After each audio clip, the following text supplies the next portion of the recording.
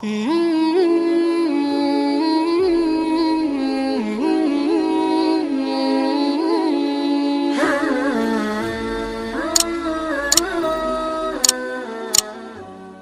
اللہ الرحمن الرحیم نحمدہ ونصلی ونسلم علی رسولہ الکریم اما بعد۔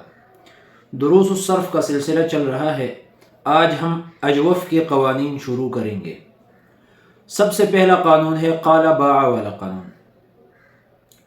خلاصہ اس قانون کا یہ ہے، ہر وہ واو اور یا جو متحرک ہو اور ماقبل ان کا مفتوح ہو اور دونوں ایک کلمہ میں ہو تو اس واو اور یا کو الف سے تبدیل کرنا واجب ہے، خواہ اسم میں ہو یا فعل میں ہو۔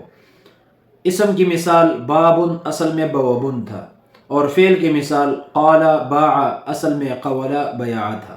اس قانون کے لیے چند موانع ہیں جس کی وجہ سے یہ قانون جاری نہیں ہوگا، یعنی واو اور یا متحرک ماقبل مفتوح ہوگا، ایک کلمہ میں بھی ہوں گے، لیکن پھر بھی قانون جاری نہیں ہوگا۔ تو اس کی چند وجوہات ہوتے ہیں۔ وجوہات تو بہت سارے ہیں، لیکن ہم نے جو بہت زیادہ پائی جاتی ہیں اور جو عموماً پائی جاتی ہے اور جو ہر وقت سامنے ہوتی ہیں، ان چیزوں کو جمع کیا ہے، وہ تقریباً 10 بنتے ہیں۔ تو آئیے ان کو ذرا دیکھتے ہیں۔ نمبر 1، واو اور یا کا فا کلمہ میں ہونا، جیسے توعد تیسر، یعنی مثال میں یہ قانون جاری نہیں ہوگا۔ نمبر 2،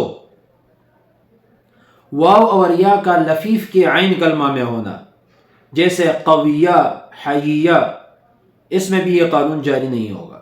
نمبر 3، واو اور یا کا ایسے عین کلمہ میں ہونا جس کے بعد مدہ زائدہ ہو، جیسے دعواء طویل غیور۔ نمبر 4، واو اور یا کا الف ضمیر سے پہلے ہونا، جیسے دعوا رمیا۔ نمبر 5، واو اور یا کا الف جمع مؤنث سالم سے پہلے ہونا، جیسے عصوات رمیات۔ نمبر 6، واو اور یا کا نون ثقیلہ یا نون خفیفہ سے پہلے ہونا، جیسے لتدعون ارضین۔ نمبر 7، واو اور یا کا یا نسبتی سے پہلے ہونا، جیسے علوی۔ نمبر 8، واو اور یا کا ایسے کلمہ میں ہونا جو فعلان یا فعلا کی وزن پر ہو، جیسے حیوان حیدا۔ نمبر 9، واو اور یا کا ایسے کلمہ میں ہونا جس میں رنگ یا عیب والا معنی ہو، جیسے عویرا سویدا۔ نمبر 10، واو اور یا کا اجوف کے فعل غیر متصرف میں ہونا۔ فعل غیر متصرف یعنی فعل التعجب میں، اور بعض وہ افعال ہے کہ جن سے مستقل گردانیں نہیں ہوتی، مثلا لیسا ہو گیا، یہ اصل میں لیسا تھا۔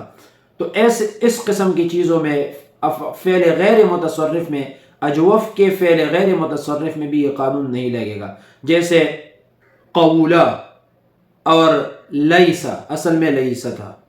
تو یہ رہا آج کا ہمارا قانون۔ اس قانون کو قال باع والا قانون کہا جاتا ہے، اور یہ بہت زیادہ استعمال ہوتا ہے، بہت زیادہ استعمال ہوتا ہے۔ اس لیے یہ جو اجوف کے قوانین ہیں، ان کو بہت غور سے سننا ہے، بہت غور سے پڑھنا ہے، خوب محنت کرنی ہے، توجہ سے سننا ہے، تو انشاءاللہ آپ نہیں پھنسیں گے، اور ہر جو مشکل سے مشکل جگہ آئے گی آسانی سے آپ اس کو کراس کریں گے۔ امید ہے بات سمجھ آئی ہوگی، غور سے سنیں گے۔ جزاکم اللہ خیرا، وآخر دعوانا ان الحمد للہ رب العالمین۔